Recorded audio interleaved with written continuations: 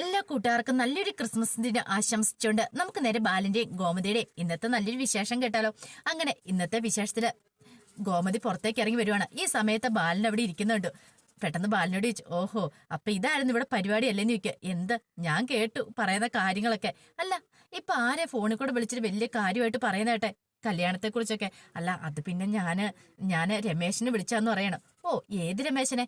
അല്ല, ഞാൻ ആ പലചരക്ക് കടയുള്ള മറ്റേ രമേശിന്റെ സാധനങ്ങളൊക്കെ എടുക്കുന്നത്. ഓ, മനസ്സിലായി, ഇപ്പൊ മനസ്സിലായെന്ന് പറയാം. അല്ല, അയാളോട് നേരിട്ട് പോയി പറഞ്ഞാൽ പോരെ, ഇങ്ങനെ ഫോണിൽ കൂടെ പറയേണ്ട കാര്യം ഉണ്ടോന്ന് ചോദിക്കാം.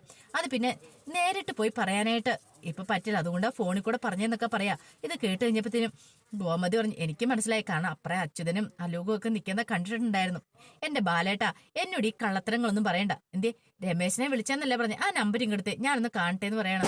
അല്ല, അത് പിന്നെ നീ എന്തിനാ ഇപ്പൊ ഇതിനൊക്കെ പോന്നേ? ഇപ്പൊ ഇതിനൊന്നും പോണ്ടാന്ന് പറയണം.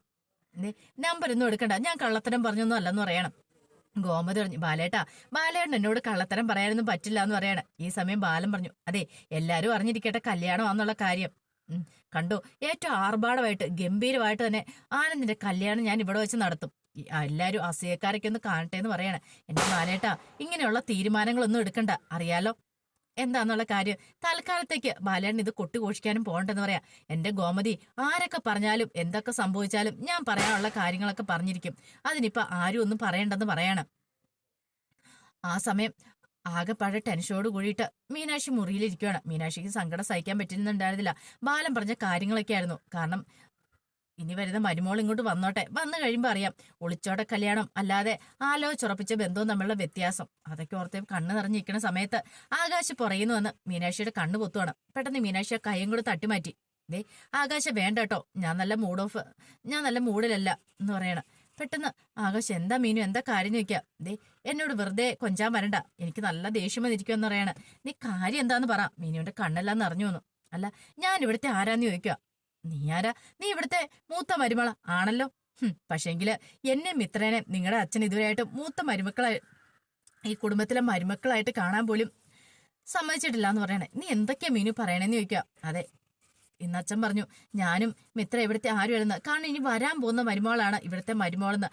ആലോചിച്ചുറപ്പിച്ച ബന്ധം, ബാക്കി രണ്ടും ഒളിച്ചോട്ട കല്യാണമായിരുന്നല്ലോ. അത് അച്ഛൻ വെറുതെ ഒരു തമാശ പറഞ്ഞ ആണോ? ഞാനൊരു തമാശ പറയട്ടെ. അന്നൊരു കാര്യം ചെയ്യാം, ആനന്ദേട്ടന് അല്ലെങ്കിൽ ആകാശൻ ഈ കുടുംബത്തിലെ ആരുമല്ല. ഇനിയിപ്പോ അല്ലെങ്കിൽ ആനന്ദേട്ടൻ ആകാശന്റെ സഹോദരനല്ലെന്ന് പറയാം. എങ്ങനെയുണ്ട്, നല്ലല്ലേന്ന് ചോദിക്കുക. ഇത് കേട്ടതും പെട്ടെന്ന് തന്നെ ആകാശം, മീനു നീ എന്തൊക്കെയാ പറയണേ? നിനക്കത് തലയ്ക്ക് ഭ്രാന്ത് പിടിച്ചോ? ഓഹോ, അപ്പൊ ആകാശാണ് കൊണ്ടില്ലേ? അപ്പൊ ഞാൻ തമാശ പറഞ്ഞാന്ന് അറിഞ്ഞു കഴിഞ്ഞപ്പം ആകാശാണ് ഇപ്പൊ എന്താ തോന്നുന്നേ? ഇങ്ങനെയൊക്കെയാണ് തമാശ പറയുന്നേ. ഇതാ ഞാനും പറഞ്ഞുള്ളൂ. അച്ഛൻ ഇങ്ങനെയൊക്കെ തന്നെ പറയുന്നേ. മനുഷ്യന്റെ മനസ്സ് കീറി നോവിച്ചോണ്ടല്ല ഓരോ തമാശകൾ പറയണെന്ന് പറയാ. മീനു നീ ഇങ്ങനെയൊന്നും പറയില്ല മീനു. പിന്നെ ഞാൻ എന്ത് പറയണം? ഞാൻ ഈ കുടുംബത്തിലേക്ക് വന്ന് കയറിയതിന് ശേഷം സ്വന്തം കുടുംബമായിട്ട് ഈ കുടുംബത്തെ കണ്ടിരിക്കുന്നേ. എന്നിട്ടോ ഇങ്ങനെയുള്ള വാക്കുകൾ കേട്ട് കഴിയുമ്പോഴത്തേനും എന്റെ മനസ്സ് മുറിവേൽക്കുന്നുണ്ട്. അതെന്താ മനസ്സിലാക്കാതെന്ന് ചോദിക്കാം. മീനു, സോറി, അച്ഛൻ അങ്ങനെ എന്തെങ്കിലും പറഞ്ഞിട്ടുണ്ടെങ്കിൽ ഞാൻ ക്ഷമ വയ്ക്കുമെന്ന് പറയണേ. വേണ്ട ആകാശേട്ടാ, ഇനി ക്ഷമ പറഞ്ഞിട്ടൊന്നും കാര്യമില്ലെന്ന് പറഞ്ഞിട്ട് മീനു ആ ബെഡിലേക്ക് അങ്ങോട്ട് പോയിരിക്കുകയാണ്. ആ സമയം ആകാശ് വന്നിട്ട് പറഞ്ഞു, ദേ, അച്ഛന്റെ സ്വഭാവം നിനക്കറിയാലോ, അച്ഛൻ ഇങ്ങനെയൊക്കെയാ. ദേ, ആനന്ദേട്ടൻ ഒരു കല്യാണം വന്നോർത്ത് ഭയങ്കര സന്തോഷത്തോടെ ഇരിക്കുക. നമ്മളായിട്ട് എന്തിനാ ഇപ്പൊ അതിനെക്കുറിച്ച് ഇനിയിപ്പം വേറൊന്നും പറയണേ? വെറുതെ വേറൊന്നും ചിന്തിക്കണ്ടെന്ന് പറയണേ. ഇത് കേട്ടത് മീനാക്ഷി പറഞ്ഞു, അതെ, ഒരു കാര്യം ചെയ്യാ, അച്ഛനോട് പോയി പറ, ഞാന് നിങ്ങളുടെ ഭാര്യയാന്ന് മുഖത്ത് നോക്കി പറ അച്ഛന്റെ. അങ്ങനെയാണെങ്കിൽ ഇപ്പൊ ഈ പറയുന്ന ആകാശേട്ടൻ പറയുന്ന കാര്യമൊക്കെ ഞാൻ അംഗീകരിക്കാന്ന് പറയാണ്. ഇത് കേട്ടപ്പോഴത്തേനും ആകാശം പറഞ്ഞു, അല്ല അതിപ്പോ പിന്നെ എങ്ങനെയാ ഞാൻ പോയി പറയണേ? ഓഹോ, അപ്പൊ നിനക്ക് പറയാൻ പറ്റില്ലല്ലേ? എന്നാ വേണ്ട എന്ന് പറഞ്ഞ് മീനു ചാടി അങ്ങ് എഴുന്നേക്കുവാണ്. നീ ഇവിടെ ഇരുന്നില്ല. അപ്പൊ ആരും മീനു എന്ത് ചെയ്യണം, അവിടെ കിടന്ന ഷീറ്റും തലവേന എടുത്ത് നിലത്തേക്ക് അങ്ങോട്ട് വിരിക്കുകയാണ്. നീ എന്താ മീനു കാണിക്കാൻ പോണെന്ന് ചോദിക്കാം. അതെ, നിങ്ങൾ ഇനി അച്ഛനോട് പോയി പറയണം നിങ്ങളുടെ ഭാര്യ ഞാനെന്നുള്ള കാര്യം അച്ഛൻ അംഗീകരിക്കണം. എങ്കിൽ മാത്രമേ നിങ്ങളോടൊപ്പം ഞാൻ ബെഡിൽ കിടക്കോളെന്ന് പറയാം എന്നും പറഞ്ഞൊരു മീനു അവിടെ തറയെ കിടന്നു. ആ സമയം സമനില ഏറ്റുപോലെ അലോകും അച്യുതനും ഒക്കെ നിൽക്കുകയാണ്. അപ്പോഴേക്കും രാജശ്രീ അങ്ങോട്ട് വന്നു. അല്ല, എന്താ രണ്ടുപേരും കൂടി ഇങ്ങനെ? പിന്നെ എങ്ങനെ ചെയ്യണോന്നാ പറഞ്ഞു കേട്ടില്ലേ? ആ ബാലിന്റെ അഹങ്കാരം കണ്ടോ? ചില്ലറ അഹങ്കാരം ഒക്കെയാണോ?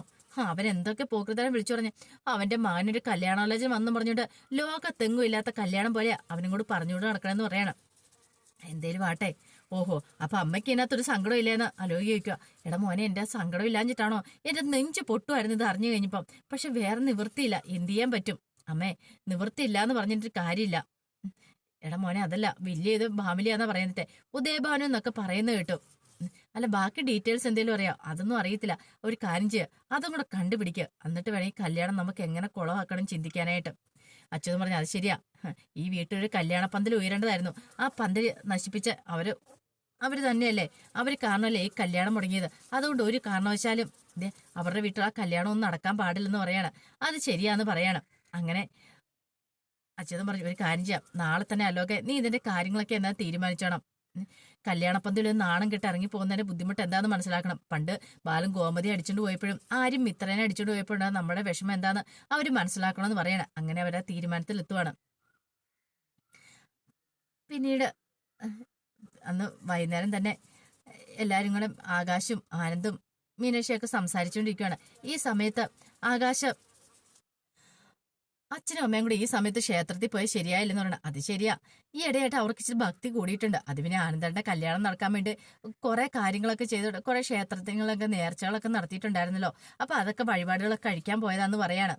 ഇത് കേട്ടതും ആനന്ദ് പറഞ്ഞു അത് ശരിയാ, പക്ഷേങ്കിൽ എനിക്കാണെങ്കിൽ വലിയ ആർഭാടമായിട്ട് കല്യാണം നടത്തണമെന്ന് താല്പര്യമില്ല. പാവ ആര്യന് ഇന്നൊരു ക്രിസ്മസ് ദിനമായിട്ട് അവനെ കണ്ടിട്ട് പോലും ഇല്ലോന്ന് പറയാണ്.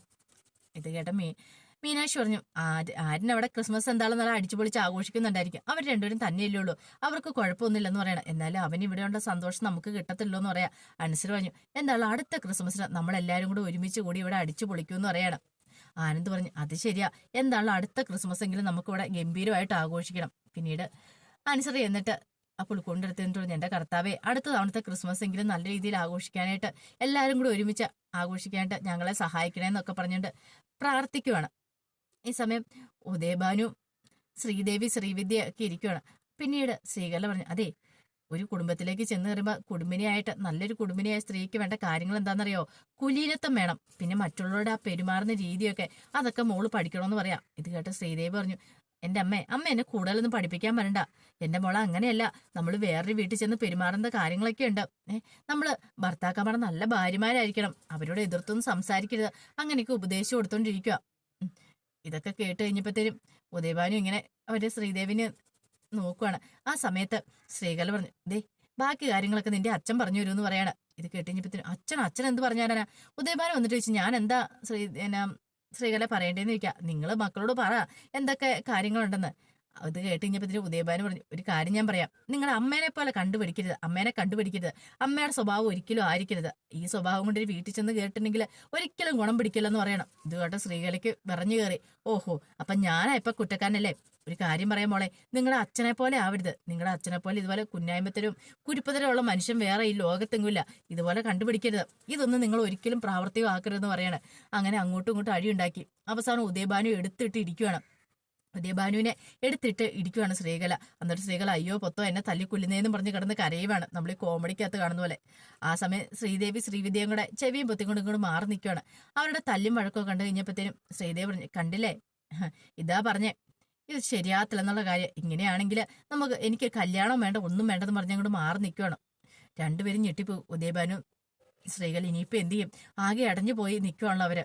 പെട്ടെന്ന് നമുക്കൊന്ന് അഭിനയിക്കാന്ന് പറയാണ്. പിന്നീട് ശ്രീകല വന്നിട്ട് അയ്യോ മോളെ, ഞങ്ങൾ രണ്ടും അഭിനയിച്ചല്ലേന്ന് പറയണേ. എന്താ അഭിനയിച്ചേ? അതെ, ഭാര്യയും ഭർത്താവും എങ്ങനെയാവരുത് എന്ന് ഞങ്ങളൊരു ഉദാഹരണ സഹിതം കാണിച്ചു തന്നല്ലേ. അതിനകത്ത് ഇപ്പൊ മോളിന്തിനെ ടെൻഷൻ അടിക്കാതിരിക്കുന്നത് ഞങ്ങളൊരു ഉദാഹരണം കാണിച്ചു തന്നല്ലേന്ന് ചോദിക്കണം. ആണോ, അങ്ങനെയാണോ? ഞങ്ങളെല്ലാം കൂടെ വിശ്വസിച്ചെന്ന് പറയാ. അതെ മോളെ, സത്യമായിട്ടും അതെ. ഇതുപോലെയൊന്നും ഒരിക്കലും ഒരു ഭാര്യയും ഭർത്താവും ചെയ്യല്, അടിയും വഴക്കും ഒന്നും ഉണ്ടാക്കല്, അത് ഞങ്ങള് പറഞ്ഞു തന്നാന്ന് പറയണം. അപ്പൊ അതിന്റെ വിശേഷങ്ങളൊക്കെ ഇന്ന് കണ്ടത്. ഇതിന്റെ ബാക്കി വിശേഷങ്ങളുമായിട്ട് വൈകുന്നേരത്തെ പ്രമോയി വരാട്ടോ. ഒരിക്കൽ കൂടി എല്ലാവർക്കും നല്ലൊരു ദിവസം ആശംസിച്ചു നിർത്തുന്നു. നന്ദി.